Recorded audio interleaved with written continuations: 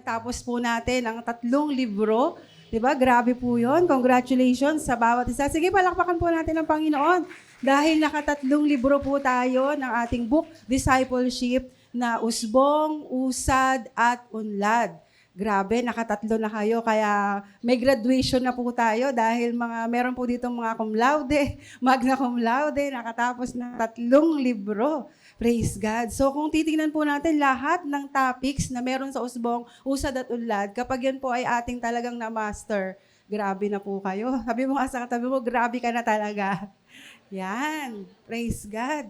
So kapag meron po mga topic about worship, about prayer, di po ba, about evangelism, about mission, alam na po ng bawat isa yan. So nakakatuwa po. Ang panalangin nilang po natin ay mag-open ang Diyos talaga ng mga bukas na mga pintuan, tahanan, para mag-aral, magsimula po yung ating mga life group or mga small groups. Praise God. So kamusta po kayong lahat? Amen. Mukhang mabuting-mabuti po talaga kayo. Ang ganda po nung inawit natin, no, na meron talaga tayong assurance sa ating Diyos na dakila at pinakamakapangyarihan sa lahat, na He is working. Amen po ba?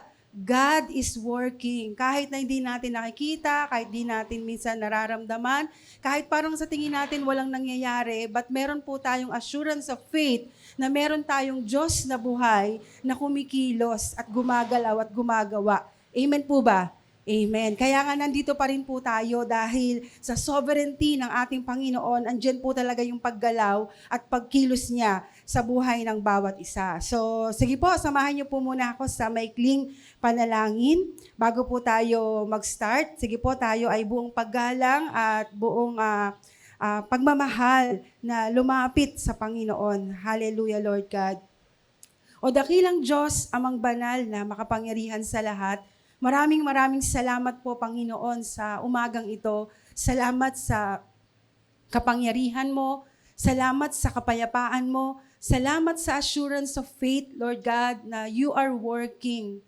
You are with us. At patuloy po, Panginoon, na ang galaw mo, Panginoon, ay mas makapangyarihan kaysa po sa galaw ng tao. Kaya sa mga oras na to, patuloy po na siyasatin mo ang laman ng aming mga puso at mabuksan ang aming mga mata, tenga, Lord God, at puso, at malaya po naming matanggap ang salita mo, ang kalooban mo, Panginoon, ang patuloy po na tumimo sa puso namin, ang mensahe na nagmumula sa iyo. Itago niyo lamang po ako sa iyong banal na likuran at patuloy na ikaw ang madakila at mahayag sa lugar na to. Jesus, walang ititira para sa tao, lahat ng karangalan, pagsamba, papuri, sa iyo lamang po namin ibibigay. Ito po ang aming panalangin, pasasalamat at pagsamba. In Jesus' name, we pray. Ang lahat po ay magsabi ng Amen. Praise God. Yan. At nakakatuwa po, no? Nandito po kayong lahat. So, sobrang saya po sa puso. Si Brother Arlie, talagang nakakagalak din po ng puso. Nakaakyat po sa bundok. At kasama po natin ngayong umagang ito. At kayo din po na nariyan. Salamat sa Panginoon dahil nandyan po tayong lahat. So, kung meron po tayong mga Bible, yung unlad, usad, usbong po natin, pwede po muna natin yung ilagay sa bag natin. At yung Bible naman po, okay, ang atin pong ilabas. Makipagbukas po tayo sa 1 Corinthians chapter 8. Yan, praise God. Ang gagamitin ko po, ang babasahin ko pong Bible ay Pinoy version. Yan, kung meron po kayong mga dalang mga Bible or nasa application nyo po, buksan lang po natin sa 1 Corinthians chapter 8, verse 1 up to verse 13. Okay, yan. Magsabi po ng malakas na amen kapag nandun na po kayo. Yan. So sige po, basahin ko po ng malakas at sundan nyo na lang din po ng inyong magagandang mga mata. Tungkol po ito sa pagkain na in-offer sa mga Diyos-Diyosan. Sulat po ni Apostol Pablo. Sabi po sa verse 1, tungkol naman sa pagkain na ino-offer sa mga Diyos-Diyosan, alam natin na lahat tayo ay may alam. Kaya lang, yung alam ng isang tao ang nagpapayabang sa kanya. Pero yung nagpagmamahal, yun ang nakakatulong. Kung iniisip ng isang tao na may alam na siya, sa totoo lang, hindi pa niya alam ang mga dapat niyang malaman. Pero kilala ng Diyos ang nagmamahal sa Diyos. Kaya tungkol sa pagkain na inoffer sa Diyos-Diyosan, alam nating wala naman talagang nire-represent ang mga Diyos-Diyosan at iisa lang ang Diyos. Kaya kahit na ipalagay natin na merong tinatawag na mga Diyos sa langit o sa lupa, at sa totoo lang, maraming ang mga Diyos at mga Panginoon. Para sa atin, iisa lang ang Diyos, ang Ama na nag-create ng lahat ng bagay at nabubuhay tayo para sa Kanya.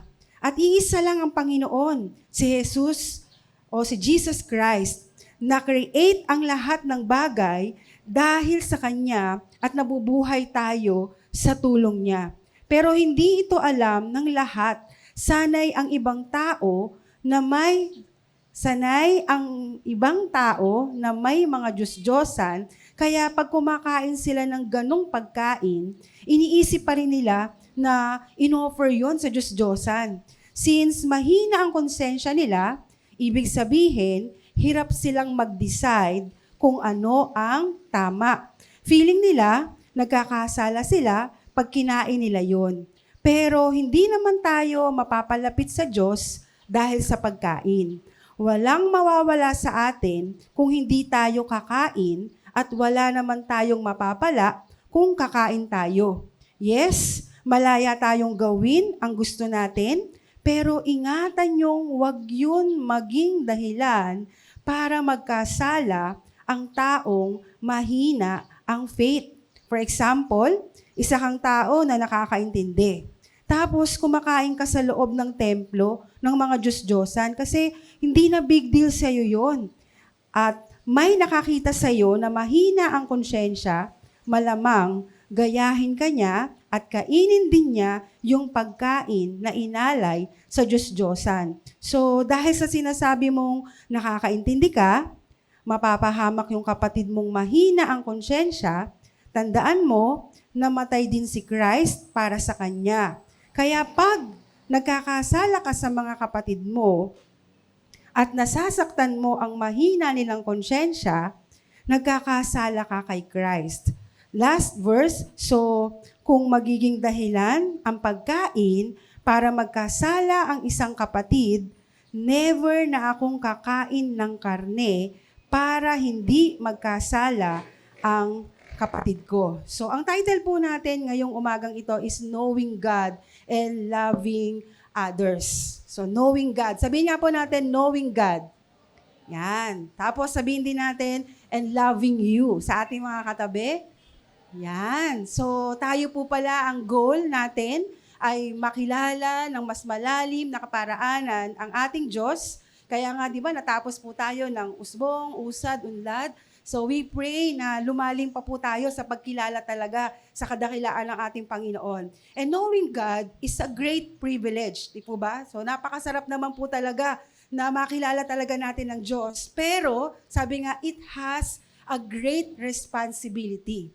So yung pagkilala natin sa Diyos, yung marami na tayong nauunawaan or nalalaman patungkol sa salita ng Diyos, ay meron daw po yung mabigat at kalakip na responsibilidad sa ating mga balikat. Kagaya po ng last lesson natin, last Sunday, it's about asin ng sangkatauhan at ilaw ng sanlibutan. Tayo ay meron talagang tungkulin, okay, na gagampanan, napakalaking responsibility. At madalas pong ma-associate yung spiritual maturity kapag ginagamit na po ng Panginoon. Tama po ba? So siguro marami po sa inyo ang tingin kapag ka narito sa unahan. Diba? Ay, ang galing na niyang mag-piano. So siguro talagang mature Christian na yan. Ay, ang galing na niyang magturo kapag ka prayer meeting. Talagang mature Christian na yan. So minsan, di po ba, kahit halimbawa may magaling po magturo. Tapos nagkakaroon po talaga ng biru-biruan. Diba? Kahit bago pa lang, pero meron talaga siyang gift, meron talaga siyang talent sa pagtuturo.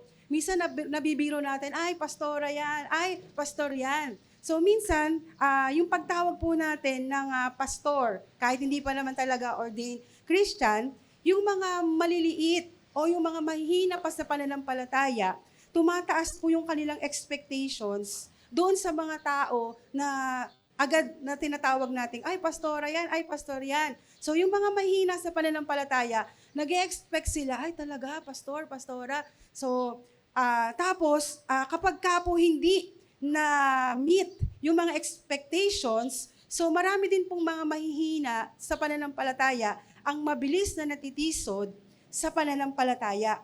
Kaya, kumbaga, mas mainam pa po na tawagin talaga natin ang bawat isa na parang brother, sister, kapatid, ate, kuya. Kasi pare-pareho lang naman talaga tayong kinahabagan ng Diyos. Tayo nga, ako mismo po, hanggat maaari, hindi ko rin po agad-agad o kami ni Pastor, hindi po namin agad-agad na pinapakilala kapag pumunta kami sa ibang lugar.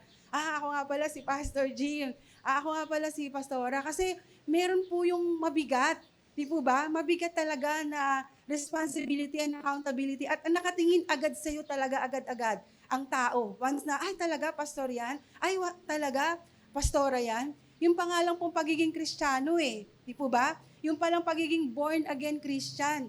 Napakataas na agad ng expectation. Nagsimba ka lang, di po ba? Minsan kahit nga nagsimba ka lang, sobrang taas na po na expectations ng mga kasama natin sa loob ng bahay. Kaya nga minsan kapag nakagawa ka ng hindi sinasadyang pagkakamali, bigla nilang sasabihin sa'yo, pasimba-simba ka pa. Di po ba?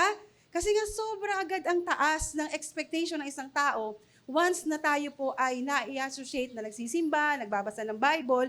Kaya kumbaga, kinakailangan talagang maging maingat po talaga tayo. Okay. Sa buhay po talaga natin. So, kaya sabi nga, yung hanggat maaari, yung pagtawag-tawag natin, pagbiro-biro natin, ang pagiging pastor, dahil meron siyang gift sa pagtuturo, kumbaga minsan, pag tayo-tayo lang, pag alam natin na mga mature Christian lang, pwede po siguro tayo magbiro-biroan. Pero kapag marami na pong nakakakita o mas mamahina sa pananampalataya, sana medyo mas maging maingat po tayo. Okay po ba? Nakukuha niyo po ba yung punto natin na maging maingat po tayo? Amen? Yan. So, sabi nga kasi, ang pastoring po, it means shepherding. Okay? Meron pong inaalaga ang tupa. Sabi nga po nung isang conference na namin nila pastor, sabi nga, hindi mo pa pwede talagang sabihin na pastor ang sarili mo o tawagin kang pastor kung wala ka pang 100 na tupa plus na inaalagaan. So, kung 99 lang yung pinapastoran mo, so hindi ka pa talaga po pwedeng tawaging pastor. So, pero we are not into numbers, okay? Hindi naman po yun ang ibig kong sabihin, pero ang punto lang po natin dito, maging maingat po tayo kasi baka mamaya yung biro-biro natin, tapos nami-misinterpret ng iba, tumataas po yung expectations sa bawat isa. Pag hindi po na-meet yung expectations na yon, nagkukos po ito ng pagka-stumble sa mga kapatiran. Kasi dito po sa binasa natin, sa 1 Corinthians chapter 8, verse 1 to 13, ito po yung patungkol kung paano po tayo mas magiging maingat sa ating paglakad bilang mananampalataya. Amen po ba? So sabi mo sa katabi mo, kailangan mas maging maingat tayo. Yan. Kailangan mas maging maingat tayo. Hindi naman para magtago, hindi naman para ay hindi pangalandakan na Kristiyano tayo, pero kapag pinangalandakan natin, kinakailangan we can stand out. Pwede natin talagang tayuan. Pagka pinakilala natin, di ba, sa eskwelahan, mga estudyante, I believe in Jesus. No? Sabi mo, I am Mary Rose Alatica, Florida. My motto is, I believe in Jesus. So, I am born again Christian.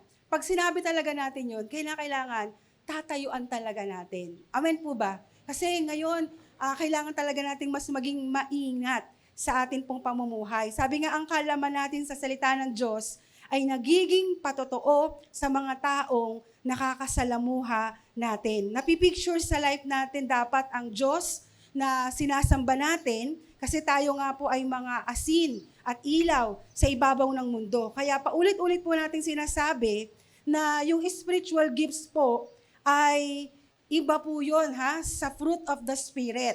Okay? So paulit-ulit po natin yung nililinaw at binibigyan ng diin na magkaiba po yung spiritual gifts. Okay? When we say spiritual gifts, ito po yung mga talento na regalo ng Diyos, katulad ng gift of healing, gift of prophecy, gift of administration, gift of tongues. So marami pong mga gifts, talents na ibinigay ang Diyos para po ma-edify. Talaga naman para naman po mas mapalakas pa ang ating paglilingkod.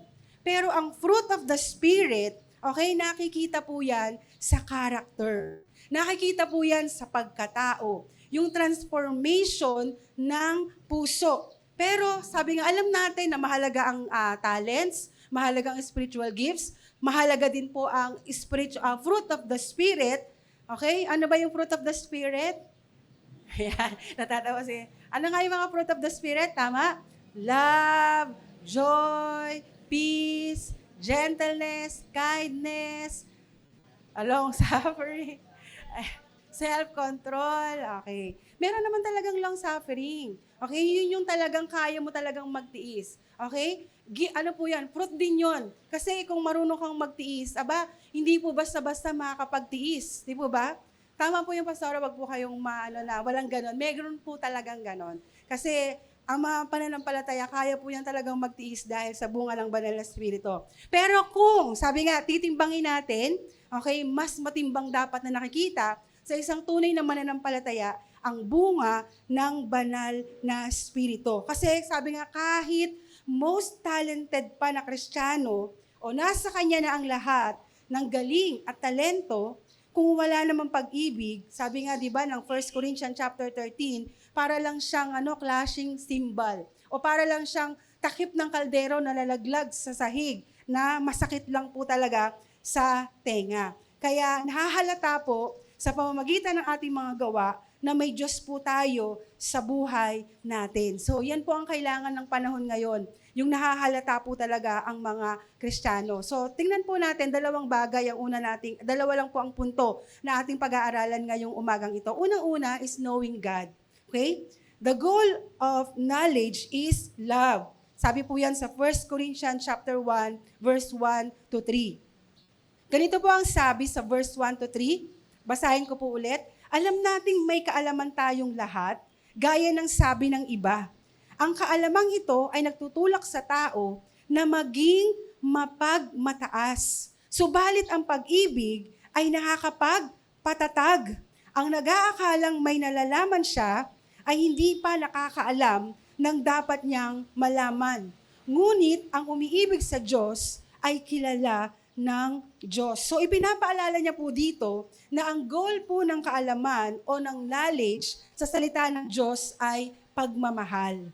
So kung lumalawak daw po ang ating kaalaman, dapat mas umiinit po ang ating pagmamahal sa Diyos at sa mga kapatid natin kay Kristo. Kasi anumang nalalaman mo ay dapat makatulong sa iyo na magmahal sa ibang tao. Doctrine fuels love and compassion. So the goal of knowledge is not moral or spiritual superiority, but loving others. So hindi tayo natapos sa usbong, hindi tayo natapos sa usad, hindi tayo natapos sa unlad. Alam ko na. Alam ko ng lahat yan. Perpekto na ako dyan. 100% alam ko nang i-discuss yan. Sabi nga, doctrine fuels love and compassion. Hindi para tayo po ay magmalaki, hindi po tayo para magmataas, na marami na tayong nalalaman. Kasi sabi nga, pero kung hindi tayo wise, kasi po kung hindi tayo wise and careful kung paano sa buhay bilang Kristiyano, it may cause disunity sa church. It may discourage or harm our fellow believers. So maaring magkasala din tayo sa Panginoon at maapektuhan ang witness natin o ang patotoo natin sa mga unbelievers. Kaya nga minsan magtataka tayo, ay, ba't kaya wala na si ganito? Ay, ba't kaya wala na si ganyan? Ay, ba't kaya nanghihina sila? So, pilit nating inaalam, di po ba? Ano bang problema? Di ba? Inoobserbahan nating mabuti. Ano bang problema? Anong nangyari? Kasi, kung hindi daw tayo magiging wise, di po ba? Yung problema, kagaya na lang po yung, nagpagawa po kasi ako ng relo kay Ate Joanne. Akala ko po yung relo na to, battery lang yung problema. So, pinabaterihan ko sa kanya, tapos huminto. Tapos binalik ko sa kanya. Tapos huminto na naman. Tapos binalik ko ulit sa kanya. Sabi niya, pinapahiya yata ako nito Sabi niya, pinapahiya yata ako na reel mo kasi hindi ko mapagana. Sabi ko, sige, iwan ko na lang sa'yo, obserbahan mo muna. So sabi niya sa akin, buti na lang, pastora, nakita ko yung problema. Sabi niya, at least nasolusyonan. So ganun din po sa buhay natin dito sa church. Di po ba? Tandaan po natin, we are a community. Dito po sa church, we are a community. Kahit may tinatawag po tayong pastor, kahit may tinatawag po tayong mga workers, kahit meron po tayong mga life group leaders, meron tayong mga members, tandaan po natin dito, we are a community na kung saan lahat tayo dito ay pantay-pantay lang at kinakahabagan lang tayo lahat ng ating Panginoon. So, kumbaga, kinakailangan maging maingat po ang bawat isa sa atin kung paano tayo mag-iisip, kung paano tayo magsasalita, kung paano tayo makakasalamuha. Kasi yun po talaga yung goal eh. Kaya tayo nag-aaral ng salita ng Diyos para mas mamahal pa natin ang isa't isa. Mahal mo ba yung katabi mo? Amen. Of course, no? Siyempre, malakas ang amen ni Kuya Job dahil asawa niya yung katabi niya. Di po ba? So, tanong ko po, mahal niyo po ba si Kuya Boyet, ang lakas din ng boses, kahit nandito siya, ako sa harap, nandun siya sa likod, narinig, kasi asawa niya rin eh, di po ba katabi niya? Ang bawat isa sa atin, mahal po ba talaga natin ang isa't isa? Amen. Praise God. Kasi, kailangan, sabi nga, dahil tayo ay natututo sa salita ng Panginoon, dapat naisa sa buhay talaga natin yun yung purpose ng knowing God. Kaya tayo lumalalim sa Panginoon, kaya tayo nakakapag-memorize ng maraming mga verses, ay para mas maging maingat tayo sa ating buhay bilang mga Kristiyano. Kasi kapag hindi tayo naging maingat sa isa't isa, it may cause disunity sa church. It may discourage. Minsan, meron tayong mga salita, meron tayong mga gawi, meron tayong mga biro, meron tayong mga hindi sinasadya, unintentional, pero nakaka-harm na pala tayo sa bawat isa. So, sabi dyan, maaring magkasala din tayo sa Panginoon at maapektuhan ang pagiging patotoo natin sa isa't isa. So, sinabi niya sa verse 1 na may kaalaman tayong lahat. So, natututo po tayo.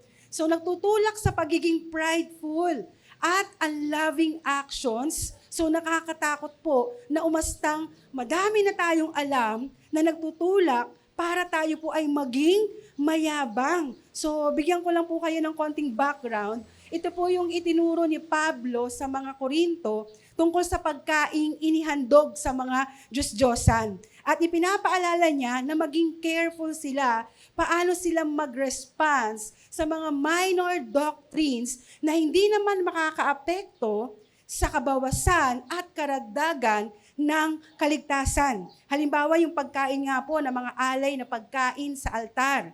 Okay? Kapag may mga fiesta po, di ba, sa mga hindi mananampalataya, ang iba po naglalagay ng pagkain sa mga altar. Okay? Sa mga Diyos-Diyosan, mga biko, pansit, di ba, papakainin nila ng tinapay. At kapag may bababaw pa po sa pananampalataya, na nakakita sa iyo na kumain ng mga handang inihanda sa mga Diyos-Diyosan, okay? Ang magtataka sila, tapos malilito sila. Hala, bakit kaya si brother, bakit kaya si sister ay kumain ng mga handa na inalay sa santo? Okay? So, baka po meron pa pong hindi nakakaunawa o bago pa lang sa mga mananampalataya.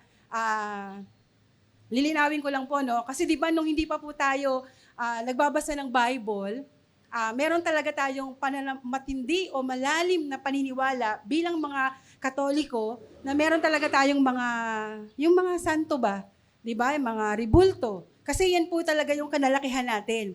Pero habang nagbabasa po tayo ng Word of God, nakita po natin sa Exodus chapter 20 na hindi naman pala gawa sa ribulto, gawa sa papel, o gawa sa mga hinulma lang ng kamay ng tao, ang totoong Diyos. Ang Diyos pala na sinasamba natin, nabasa po natin na espiritu at katotohanan. Kaya sa bahay ng mga Christians, wala na pong mga santo. Okay? Tapos hindi na tayo nag-aalay ng mga, yun nga, biko, pansit, tinapay, sa mga ganong santo. Okay? Pero kapag halimbawa may nakakita na ito ay kinain, inialay sa santo, tapos kinain mo, okay?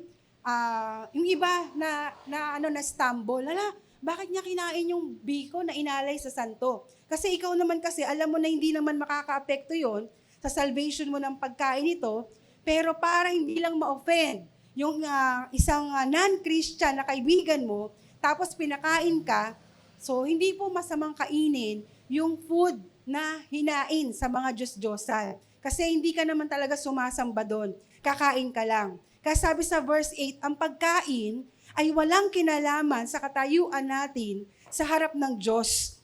Kung hindi naman maiko-compromise yung pagsamba mo sa Panginoon, walang issue na dapat pagtalunan. Okay? So, para lang hindi siya ma-offend kasi hinainan ka, di ba? Kasi pinaghirapan niya yon, edi kainin mo na lang. Pero kapag merong may stumble, so, ano na lang, mag-ingat talaga tayo. Okay? Kailangan talaga meron talaga tayong wisdom.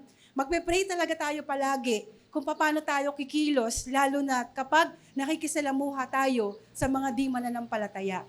Okay? Sabi nga sa katabi natin, mas maging maingat tayo. Okay? Ano pa ba? Ano pa ba? Yung halimbawa po, yung pagkanta ng mga love songs. Masama bang kumanta ng love songs? Di ba? Masama bang kumanta ng mga love songs? Magpatugtog ng love songs? Di po ba? Pero meron pong mga hindi mananampalataya na na-stumble. Hala, bakit sa bahay nila, pastor? Kumakain pa sila ng, kumakanta pa sila ng mga love songs. So, wala naman pong masama sa pagkanta ng love songs. Ang masama, kung nasa loob ka ng bar, okay? Tapos doon ka talaga kumakanta ng mga love songs. Tapos nasa harap ka ng inuman, di ba? Tapos bumibirit ka doon. So, yun po yung inuman ng, iniinom nyo? Tubig. Hindi, alak. Di po ba? So, yung pagkanta ng love songs, o di man, meron po pong nagtanong sa akin, yung pagninang sa binyag. Pastora, masama bang magninong sa binyag? Wala naman pong masama doon. Yung masama po bang pumasok sa simbahan ng Katoliko kasi kinuha po akong ninong-ninang? So, kung hindi ka naman doon magluluhod, tapos pupunasan mo lahat ng santo nila, wala rin naman pong masama doon. Pero, kung kasabay ng 8:00 ng simba natin, linggo na tapat, wag ka na lang umattend, bigay mo na lang regalo. Di po ba? Tapos sa reception ka na lang pumunta. Naintindihan niyo ba? Baka may na-stumble na po sa akin, ha? Okay, naintindihan po ba natin? Kapag ka po, halimbawa, nagtuturo tayo dito sa unahan, pwede niyo po kayong magtanong, o bakit kaya sinabi ni Pastora yon? Sabihin niyo po agad, huwag nating kimkimin. Okay, sasabog po kayo. Kapag meron kayong hindi naintindihan at nakita sa bawat isa na parang questionable, sana masanay po tayo dito as a community para tayong bahay, tanungin natin agad. Amen po ba? Huwag kayong uuwi sa inyong bahay na may gumugulo sa isip nyo. Kasi pwedeng sakyan niya ng kaaway para sa susunod, hindi na kayo magsimba. Kaya magtanong po kayo. Okay, so, yun po, pwede naman tayong magninong sa binyag. At yung pag-inom ng red wine, yan. Masama ba? Masama ba mag-inom ng red wine? Yan, di ba? Okay? Nung minsan po sa Bagong Silang, kasi doon, toka-toka po, pamilya ang magpe-prepare ng Santa Cena. Nung minsan po na itoka, ang magpe-prepare ng Santa Cena, sa halip na grape juice, red wine. Ang dinala sa simbahan, 2 bote. Tapos yung red wine, parang may alcohol kasi napangiwi-ngiwi lahat ng ininom eh. Kaya parang siguro 11% yung ginamit. Tapos nakita pa yung mga bote na pinangsalin-salin sa likod. Hala, may mga na-stumble. Sabi niya, bakit sa church, alak na talaga yung ginagamit natin? Di po ba? So, kaya na lang namin, dahil may ma-stumble, grape juice na lang ang gamitin natin, wag na lang yung red wine. Kasi nakita pa talaga doon yung ilang bote ng yung hindi pa siya Nabelino at saka Maria Clara, kasi di ba parang mga juice lang yun, para talagang may 11% na alcohol. Kaya okay, inumin na po natin ang alak. Napangiwi-ngiwi. Ano to? Parang lasang alak talaga. So, pero sabi nga, kung meron pong ma-stumble, wag na lang. Di po ba? Tapos yung pag-inom po ba ng red wine, dapat tagi-isang bote?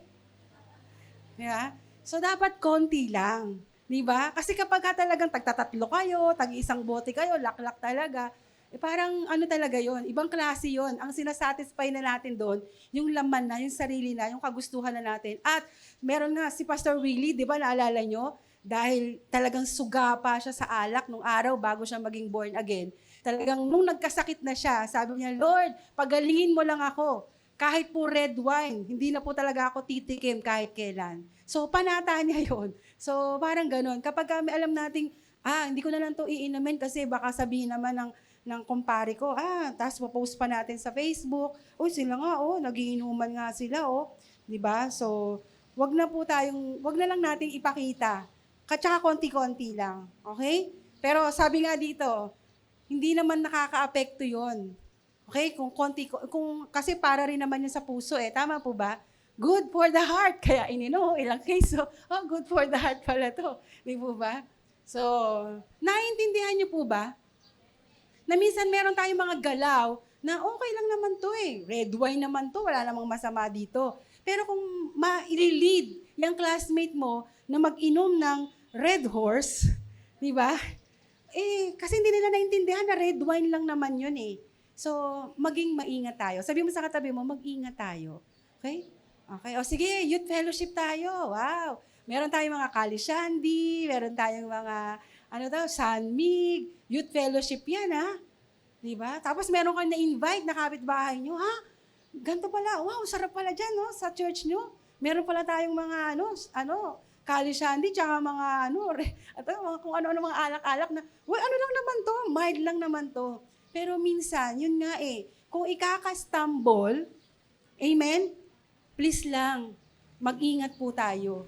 Kasi sa halip na maakay natin sila, papalapit sa Panginoon, baka madrag natin sila doon sa liquor talaga, doon sa hindi talaga magandang gawain. Naiintindihan po ba natin kung gaano dapat tayo kaingat sa mga bagay-bagay na yan? Amen po ba? At kung alam natin na kapag nakainom tayo ng kahit 1% alcohol lang, yung addiction natin magtutuloy-tuloy na sa 100% alcohol, stop na po natin. Kasi tayo po ang nakakaalam yan sa Panginoon. Okay? So, tatanggi tayo kapag mapupulaan na ang pananampalataya natin sa Panginoon. Hindi po KJ, kapag tinanggihan natin yung mga gawang alam nating hindi nagbibigay ng glory kay Lord. So habang tumatagal, ang dami na nating natututunan na salita ng Diyos.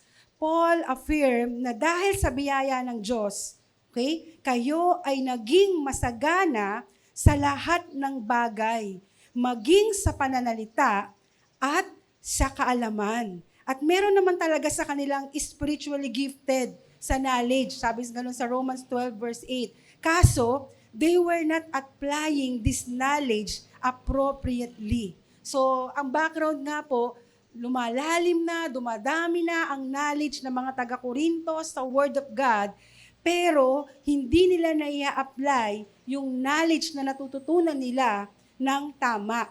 Minsan, nakakapagtaka na meron mga Christians na ang dami na pong alam sa Bible, pero nakiki-compromise pa sa mga bagay na kinahuhumalingan ng mundo. For example, every Sunday, nagsisimba, pero Monday to Saturday, worldly po, o nakikipamatok sa hindi makakapananampalataya, o worldly nga po, makamundo. Halimbawa, nagbebenta ng alak, nagbebenta ng sigarilyo, o di man gumagamit po mismo nito, o di man nakikipamatok sa unbeliever, di po ba? At kahit araw ng linggo, nagtatrabaho, madami na po, sabi nga, hindi ko na po isa-isahin pa kasi alam na natin yung mga gawing hindi tama na parang binabaliwala lang ng maraming mananampalataya. Kaya nga, marami po mga bagay na to na kinakailangan talaga nating isurrender sa harapan ng ating Panginoon. Kasi baka hindi pa nga talaga natututo o lumalalim ang relationship kay Jesus kasi nga po, wala pang pagbabago. So para sa mga nag-aakalang mature naman na sila, sabi po sa verse 1, pinapaalalahanan po tayo ni Apostol Pablo, he reminds them na ang nagiging resulta nitong kaalaman sa kanila ay kayabangan. Na parang okay naman, ang dami nilang katwiran, ang dami nilang excuses, nagiging mapagmataas sila. Sabi dito, knowledge pops up, sabi sa ESV. So matuwid ang tingin nila sa sarili nila, sila ang mabait, sila ang nakahihigit sa iba. So hindi naman po dumadami ang alam natin sa Bible para gamitin natin yan sa pakikipagdebate. Hindi po dumadami ang kaalaman natin sa Bible para tayo po ay makipagtalo sa iba para masabi lang na madami na tayong alam sa Bible. Kasi kapag ganito po ang ulo, di ba, lumalaki, para pong hinanginang lobo na palaki ng palaki, ang tendency po nito ay sumabog. Kaya dito po sa chapter 1, pride po na, sabi nga, ang tinutumbok po dito ni Paul. Sabihin niya po natin ng malakas, pride. Okay? Pride po ang tinutumbok dito ni Paul na huwag tayong maging arugante. Hindi dapat yung feeling of superior sa iba. Okay? Na parang dahil alam na natin ang lahat, talagang sobrang yabang na po natin. Kasi ayaw ng Diyos na ilagay natin ang sarili natin na mataas, okay? Sa mataas na katatayuan kesa sa iba. Kasi nakakakilabot po talaga yon. Lagi po nating tandaan, pantay-pantay lang po tayong kinakahabagan ng ating Panginoon. So ano pa po yung halimbawa? Kapag halimbawa nagsasalita ka, di ba? Kapag halimbawa nagkukwentuhan po tayo, kinakailangan po si Kristo po talaga ang bida. Huwag po yung tao yung itataas natin. Dapat palaging si Lord ang naitataas. Dahil sabi nga, meron mang magandang katangian ang tao, galing pa rin ang lahat ng iyon sa Diyos. Kaya walang bida, kundi ang Panginoon. Dapat isentro natin lagi kay Jesus ang lahat-lahat, kasi siya talaga ang magaling, si Jesus talaga ang makapangyarihan, at laging dapat napapapurihan. So yung knowledge po dito, knowledge is not the end goal. Okay? Hindi po para dumami ang ating dunong kaalaman, but the end goal, kaya natin nag-aaral ng salita ng Diyos, is to love. So nag-aaral tayo ng Word of God para mas maging loving tayo sa Diyos at sa ating kapwa. Sabi nga, subalit ang pag-ibig ay nakakapagpatatag. Okay? Nakakapagpatatag. But love builds up. Kumbaga sa isang bahay, di ba, lahat po tayo dito, we are building. Nagbi-build po talaga tayo. Nag-aayos po talaga tayo dito. Pinapatibay po talaga natin ang isa't isa at hindi po natin sisirain ang isa't isa. So, tingnan po natin ang katabi natin. Hindi kita sisirain. Okay? So, dapat ang goal talaga natin ay i-build up ko tong si sister, i-build up ko tong si brother. Sana tumatag siya, sana lumakas siya. Talagang hindi ako sana'y maging dahilan para ma-stumble siya, para tumigil na siya sa pananampalataya. So, sa mga tao po na pinapamahala sa atin ng Diyos, huwag natin silang sisirain. No? Build them up. Kung alam natin yung tama, ituro natin sa kanila. And do not expect na lahat na tayo na umaattend ng panambahan, matured na po agad. Okay, meron pong proseso, kaya nga meron po tayong discipleship. Hindi po porket laging present yan, matured na yan. So, nasa proseso pa po tayong lahat. Kapag, sabi nga, di ba, hindi nagpe-pray, kapag hindi nagbabasa ng Bible, ang isang Christian, araw-araw, okay, kahit present pa po yan every Sunday, okay, mababaw pa rin po yan sa pananampalataya. Kasi parang pagkain lang po yan ng kanin tsaka ulam. Kung every Sunday lang ikaw kumakain, tapos Monday to Saturday, hindi ka kumakain, wala kang kinakain, ano po mangyayari? Magiging malnourished ka. So sabi nga nung last Wednesday, sa prayer meeting sa Bagong Silang, meron pong isang nagturo. Sabi niya, na-touch talaga ako sa Word of God. Sabi niya, buti, mainam din talaga, no? Sabi niya sa amin, na paminsan-minsan, nagbabasa tayo ng Bible. Sabi ko, sis, hindi naman yun ang sinasabi sa Panginoon na paminsan-minsan din eh. Dapat araw-araw. Di po ba? Day and night. Sabi niya, kasi nung nagbasa daw siya ng Bible, sabi niya talagang tinuruan daw siya ng Panginoon, kaya ang bigas ng bibig niya, kaya okay din, no? Paminsan-minsan. So, hindi po paminsan-minsan ang pagbabasa ng Bible. Dapat araw-araw, umaga at gabi. Kaya kung ang pagbabasa lang po natin ay linggo lang, minsan wala pa po tayong nababasa, nakikinig lang tayo, di po ba? Wala po tayong kinakain, wala po talaga tayong lakas. So malnourished talaga ang spiritual na kalalagayan natin. Kaya konting pitik lang, tumutumba na kaagad ang isang Christian kasi nga po walang kinakain na salita ng Diyos. So the reason why we study yung Bible, yung theology, nag-aaral tayo na mabuti para mas ma-equip. Kaya sabi nga, yung puso po natin dapat mas nababago, natatransform habang nag-aaral at nagbabasa po tayo ng Word of God. So that is the goal. Magkaroon talaga ng transformation. Sabi nga ng 1 Corinthians chapter 13, verse 2 tsaka verse 8. Kung nasa akin man ang lahat ng kaalaman, ngunit wala naman ang pag-ibig, walang kabuluhan. No, wala akong kabuluhan. Lilipas ang kaalaman, ngunit ang pag-ibig ay walang katapusan. So walang kabuluhan ang kaalamang wala namang bungang pagmamahal. Kaya sabi niya sa verse 2 rin po, sabi niya ganun, ang nag-aakalang may nalalaman siya, ay hindi pa nakakaalam ng dapat niyang malaman. So, kumbaga, lahat yon nasa ulo lang. Okay? Ayaw ng Panginoon na napupuno lang tayo ng knowledge, pero ang totoo, hindi ka pa talagang natututo kahit marami ka ng alam na tamang katuruan sa Biblia kung hindi ka naman natututong magmahal ng iba at isipin ang kapakanan ng iba ng higit sa sarili mo. So, kapag hindi pa tayo marunong magpahalaga, kapag wala pa po tayong pakialam sa ating kapwa, kapag, sabi nga, sarili lang natin, ito kasi ang dapat ito kasi ang dapat. Sabi nga, hindi pa po, wala pa talaga tayong nalalaman kapag ganyan po ang ugali po natin. Kasi ang totoong nakakakilala sa Diyos, meron po yung compassion para sa iba. Kaya hindi yan nabubuhay para lang sa kanyang sarili. So, maaninag po natin ang maturity ng isang Kristiyano kapag may pagmamalasakit na po siya sa iba. Kapag nahahabag na po siya, kapag nababagabag po siya at naaawa siya sa kalalagayan ng mga tao na wala pa sa Panginoon. So, nakakaramdam po yan ng burden para sa iba, humahakbang po para maabot din ang iba. Okay? Nakukuha po ba natin yon? No? So, hindi po tayo nagmamature kapag magaling na tayong maggitara. Ay, nagmamature na ako kasi gumagaling na ako mag-drums. Ay, nagmamature na ako kasi nag-a-usher na ako sa church. Ay, nagmamature na ako kasi meron na akong ministry sa church. So, hindi po yun doon masusukat sa ministeryo. Ang maturity ng isang mananampalataya ay nasusukat po sa kanyang compassion, sa kanyang pagmamahal sa kapwa. If love of self is not decreasing, okay? Kapag palagi pa rin sarili natin,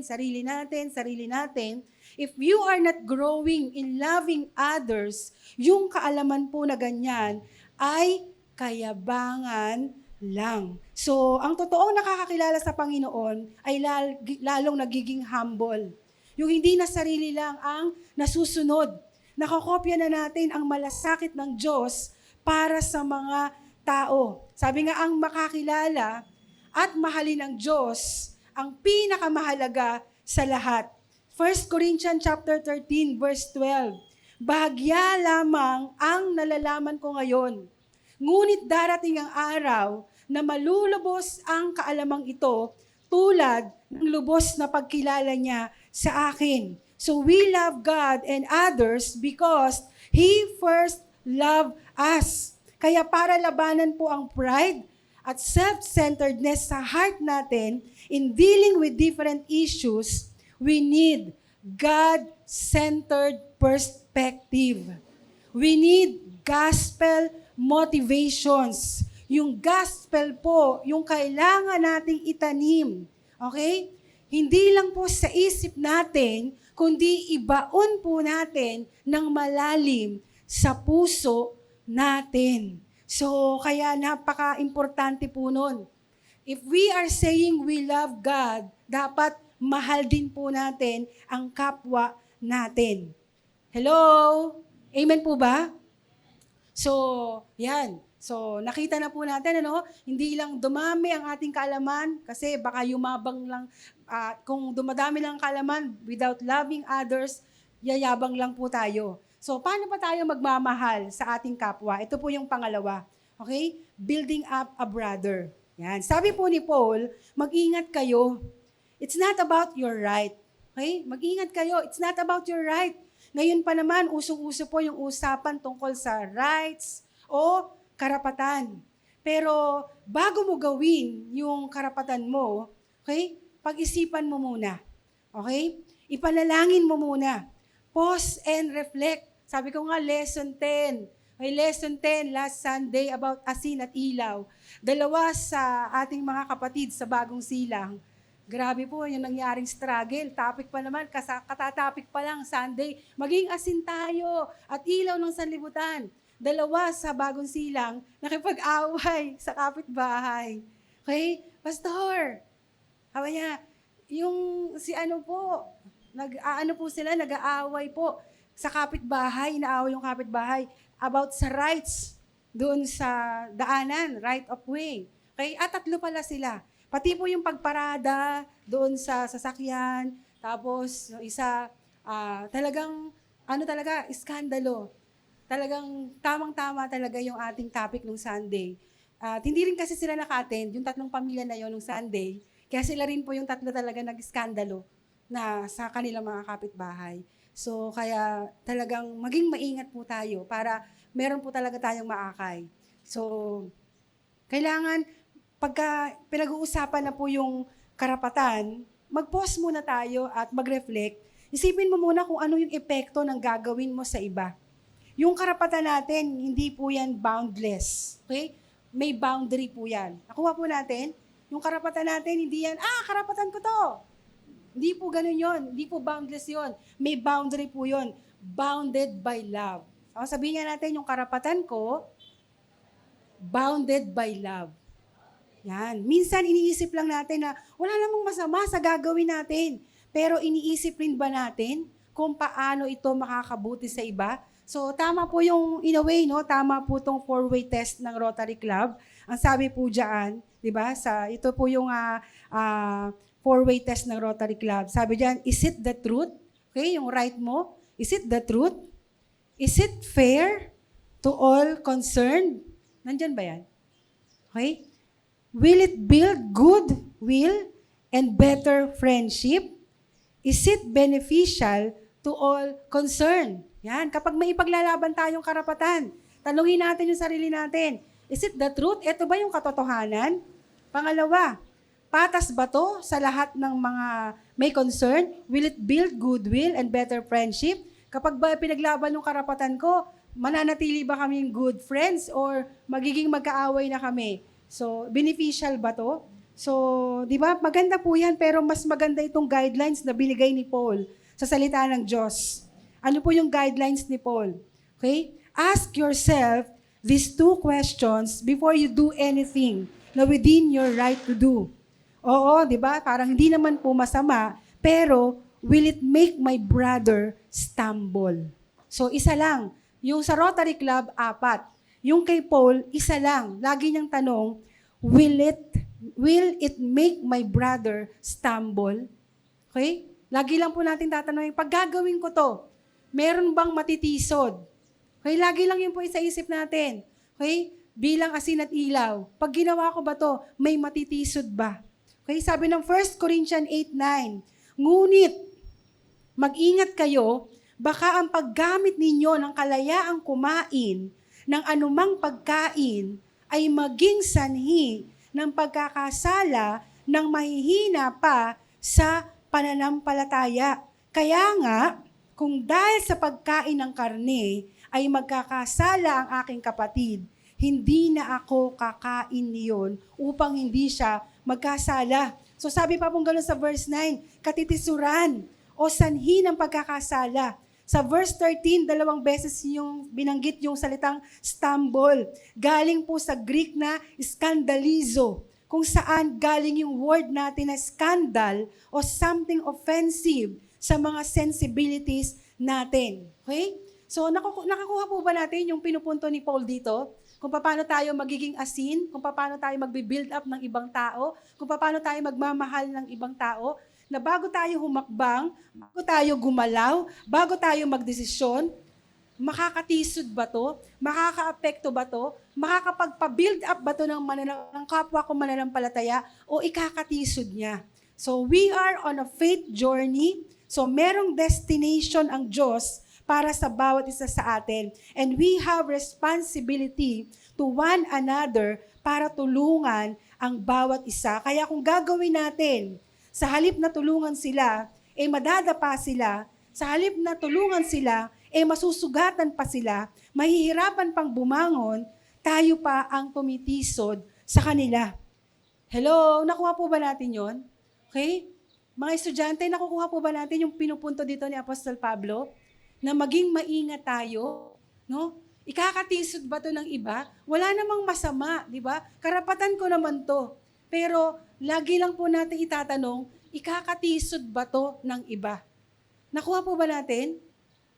Okay, kasi di ba kapag po tayo sa buhay natin, ang dami nating ikakatwira, kasi kailangan ko to kasi, ito kasi ang kailangan, ito kasi wala namang masama dito, tulong naman to, kasi ganito po Di ba? Sabi pa nga ng isa, okay na naman po siguro magbenta ng alak at saka sigarilyo. Kasi itinatights ko naman, pastor yung pinagbentahan. Di po ba? Maganda naman po yun. Ibibigay ko nga po sa mission sa children yung lakas po kasi ng benta ng alak at saka po ng sigarilyo. Okay? Tapos merong bumili, Christian din pala. Ay, Christian ka pala. Di ba? Meron po ba kayo dyang Marlboro? Ay, uso pa ba yun? Ano ba yung mga uso sigarilyo ngayon? Uso ba? Brad, nakita kita sa concert ng Christian ka pala? Christian ka din pala. Nagbebenta ka pala ng diba? So, lagi lang po natin gagawin yung lahat ng ating ginagawa. May stumble kaya dito? Kahit sa simple lang, di po ba? Simple lang. Nakuha po ba natin? Okay? Kasi tanong niya nga natin sa katabi natin, kahit wala kayong table, bakit kaya kailangan nating maging maingat? Sige po, tanongin niyo lang. Kasi kwentong-kwento na kayo sa katabi niyo Bakit ba kailangan nating maging maingat? Okay?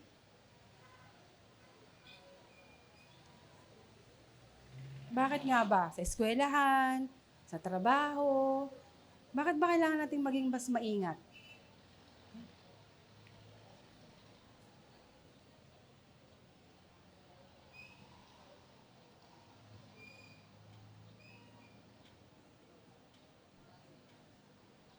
Yan.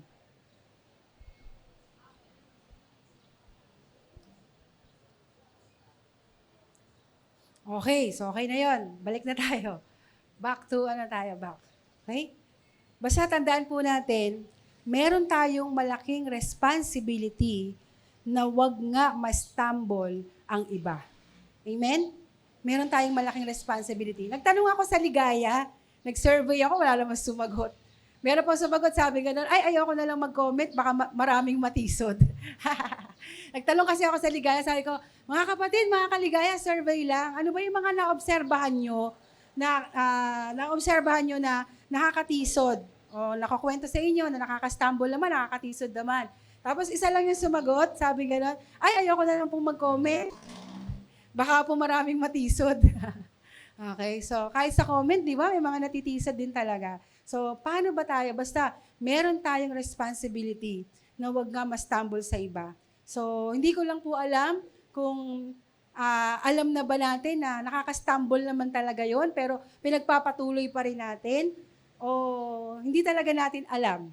Okay? Kailangan nating makita yung problema para masolusyonan. Okay? Kasi, ganun lang. Kwento-kwento lang tayo. Bakit kaya ganun? Kasi may nag-PM din naman sa akin. May nag-PM din naman sa akin na nakakatisod daw kapag yung Christian, huwag ko na sabihin, baka matisod kayo. Okay, may mga nag-PM sa akin, pero alam niyo na siguro yon. So, sabihin na lang sa katabi natin, kaawaan tayo ng Diyos.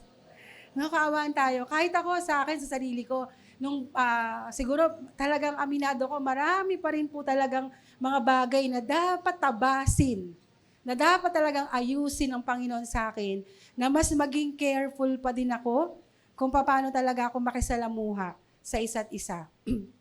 At sa bawat isa sa atin, marami pa talaga akong dapat ayusin, tabasin ng Panginoon sa akin. Nasa proseso pa rin ako. Pero sana, magkaroon tayo ng healthy community dito sa church, na kahapon, ang ganda nang nangyari. Okay? Meron kaming ka-meeting kahapon, ng hapon. Healthy talaga sana. Sabi nga namin ni Pastor, sana palaging ganon. May napansin po tayo kay brother. No? May napansin po kami kay brother, kay sister na ganito. Tapos ang ginawa po namin kahapon, nag-usap-usap po kami kahapon. Ay Brad, ganito pala napapansin sa atin. Sis, ganito pala napapansin sa atin ang iba nating mga kapatiran. Baka kahit 1% mali siya, 99% tama ka, iayos natin. Di po ba? So, sana ganun. Mag-usap-usap kapag, ay, alam mo, hindi ko napapansin. Ay, napapansin ko, ganto ka. So, sabihin po natin, ang ganda nun. So, nagkaroon ng healthy na pag-uusap at nasabi kung ano yung dapat baguhin at ipanalangin na sana maayos pa bawat isa sa atin. Healthy community po tayo dito. Amen po ba? Huwag yung pag may napansin po kayo sa akin, matisod na kayo kagad, tapos huwag na kayong sisimba. Huwag ganon. Kamo, pastora, nakakatisod talaga. Nakakatisod ka. Sabihin niyo po, kasi para kaawaan din ako ni Lord. Mabago ko din po yun. Amen? Basta dala niyo lang ako ng tinapay tsaka kape bago niyo sa akin sabihin yun. Kasi wag niyo akong tarakan, no? Wag niyo akong saksakin agad. Pakainin niyo naman ako kasi yun ang kahinaan ko eh. Joke lang. Pakainin niyo lang po ako ng tinapay tsaka kape. Tapos saka niyo ako saksakin. Ano yung dapat kong baguhin sa sarili ko? Para po may healing naman. Diba? At least pinakapi niyo ako tsaka pinatinapay bago niyo ako sinaksak. O yan. So sana po maging healthy community tayo dito. Amen po ba? Tingnan mo halos yung katabi mo.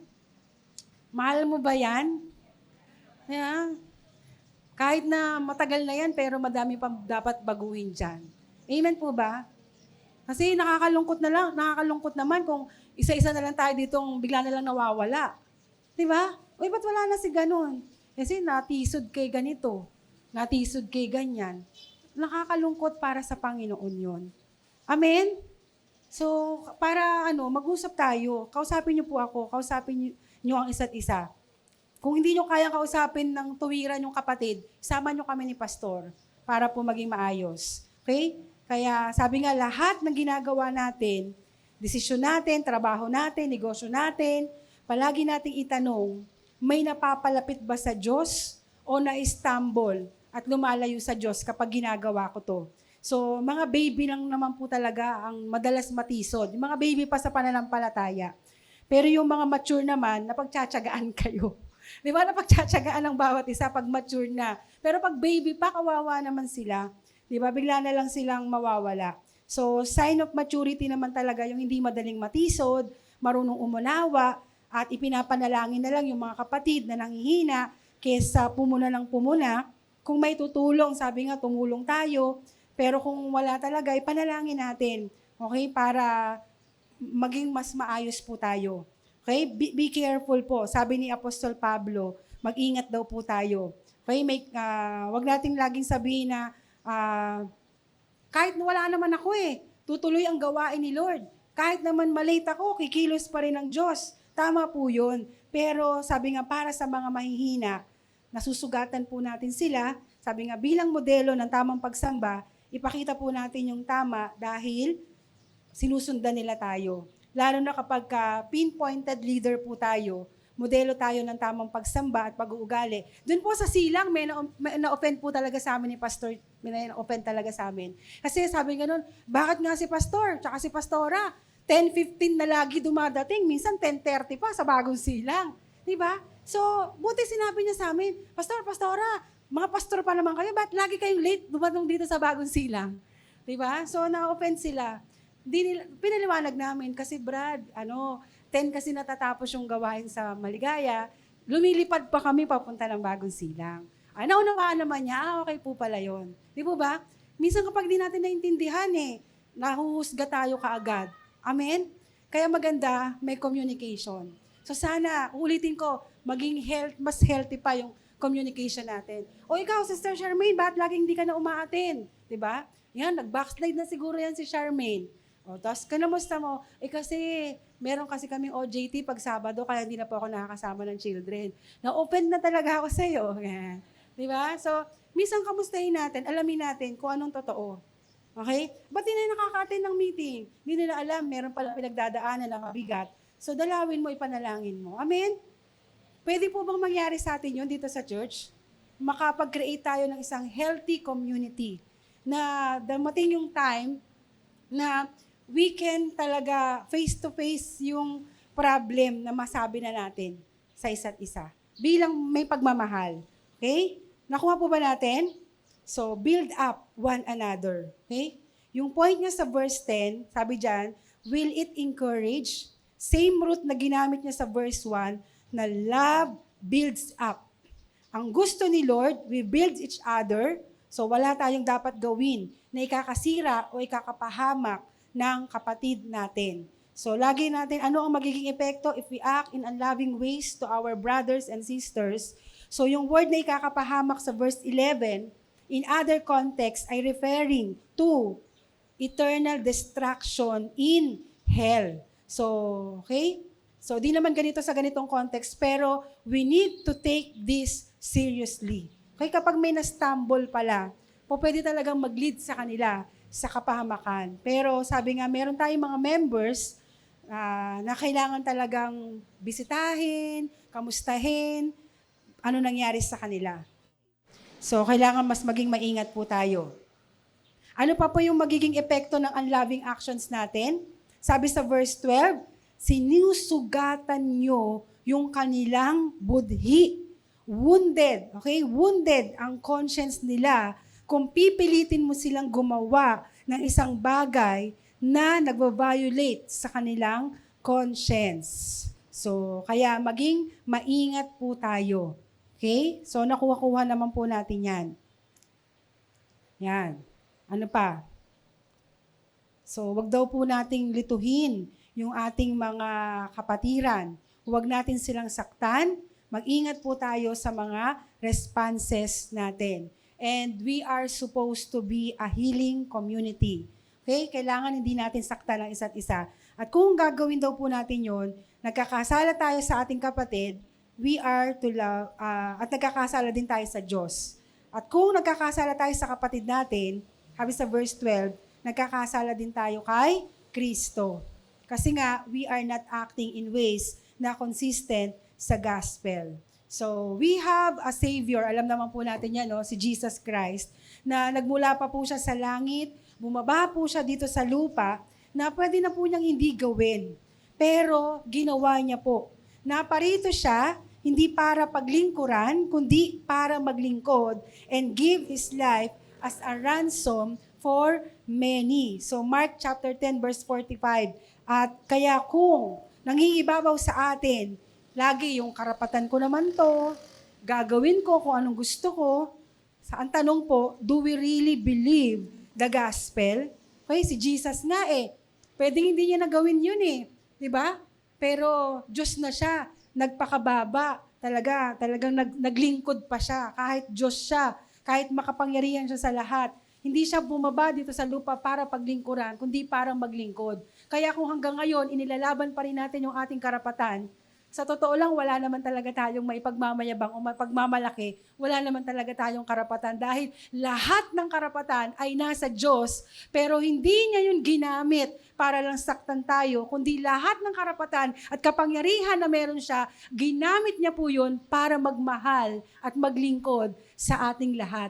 Kaya yung konting sakripisyo, okay, yung konting sakripisyo na hindi naman natin ikakamatay, amen? So magsakripisyo po tayo para lang makapag-build up sa ating mga kapatid. Yan. So, tanong natin ulit yung katabi natin. Ano yung, kaya mo bang magsakripisyo? Okay? Para sa iba? Sige, tanungin nyo na lang po kung kaya nilang magsakripisyo. Konting kwentuhan. Ano ba yung parang ginagawa natin na parang alanganin ka din? Parang, sa akin, okay lang naman to, pero baka may na-stumble na Christian, willing ba tayong magsakripisyo? Sige, pag-usapan niyo po. Mag-usap po kayo. Wag po kayo tumingin sa akin. Okay? Sige po, medyo isip-isipin natin. Meron ba akong ginagawa na para sa akin lang naman, hobby lang naman to, para sa akin lang naman, ay wala namang masama dito. Pero try to think, try to pray. Meron ba akong gawi na hindi ko namamalayan, na-stumble na pala. O, baka alam mo, sabihin mo na. Alam mo kapatid, nakaka-stumble ka. Joke lang. Sige po, baka meron pa tayo mga gawi dyan. No?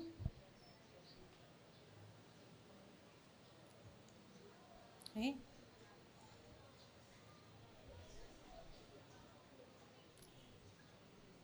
Baka meron pa tayong nagagawa. Kayo naman po nakakalam niyan Okay? So, Okay, balik na tayo dito. Wala na kayong mapag-usapan. So, kaya wag lagi natin sasabihin na karapatan ko to, wala namang masama sa ginagawa ko, intindihin niyo ko. So, hindi natin po pwedeng laging intindihin niyo ko. So, lagi tayong, sabi ni Paul, ito yung resolution ni Paul. Okay, kasi may mga mahihina na sa mananampalataya na nakapalibot sa kanya eh.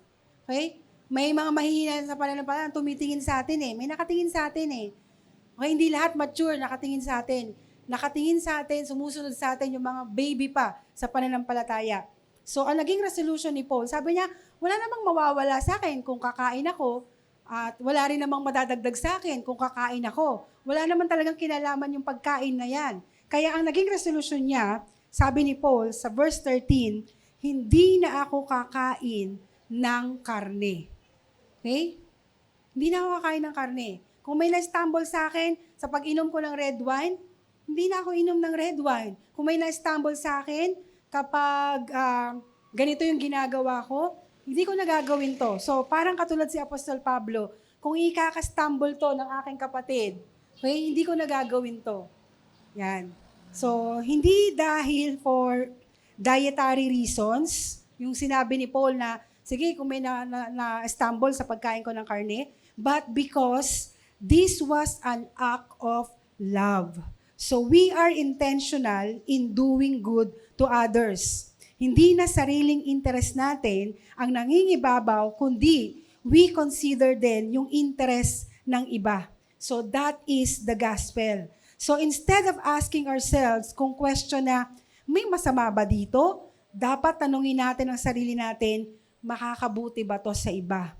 Kasi sanay na tayo simula pagkabata, di ba, na me, as if life is all about us. But we need to ask, makaka-stumble ba ito sa iba? Makaka-encourage ba? So the gospel helps us move out of our self-centeredness. So alisin na po natin yung yabang, hindi tayo ang bida. Dapat si Jesus ang maitanghal, hindi nakasentro sa sarili natin ang gawain. Hindi tao ang magaling, kundi si Jesus. Tumingin tayo kay Jesus araw-araw, wag sa kakayanan natin. So sabi nga, ano ang ginagawa mo ngayon na nakaka-stumble sa iba? Yung isang bagay na wala naman talagang masama. Kasi kung kasalanan, talaga pong matitisod ang iba. Pero baka sinasabi mo na wala ka namang ginagawang masama. So lagi lang po natin tatandaan, okay, we are members of the church. We have responsibility to help one another. Kaya sa anumang paraan, at meron tayong magagawa to build up one another, okay, mag-function po tayo sa bawat isa. Ngayon nga po, di ba, parang kulang-kulang tayo sa manggagawa. Hindi po kulang-kulang ang mga manggagawa dito Okay? Kulang na kulang po talaga tayo sa mga manggagawa. Okay? Halimbawa, need na need talaga yung magpapalakas, mag-aalaga sa mga katatayan, okay? Yung mag-aalaga sa mga kapatiran, magpa-follow up sa mga nawawalang kapatiran, yung magre-reach out, di ba? Sa mga kabataan. Okay? Halimbawa po, pwede magtuturo ng sayaw. Okay? O di man magme-maintain ng kalinisan ng church. Okay, pwede pa po tayo mag-isip ng mga ministry natin. Tapos, pwede tayo mag-imbento ng ministry, di po ba? Halimbawa, na-imbento ko, ministry kami ng tagapag-agiw sa simbahan. Di ba? Ako, sino gusto sumama sa akin? Mag-imbento tayo, ministry natin. Tayo yung tagapag-maintain ng mga electric pan. Di po ba? Sige, mag-imbento ako kasi puno na sila sa drums, sa gitara, sa lahat. Sige, mag-iimbento ako ng ministry. Ako maglalaban ng mga tela dito sa church kasi wala pang gumagawa niyan. So, pwede po tayo mag-imbento. O di man, basta may absent.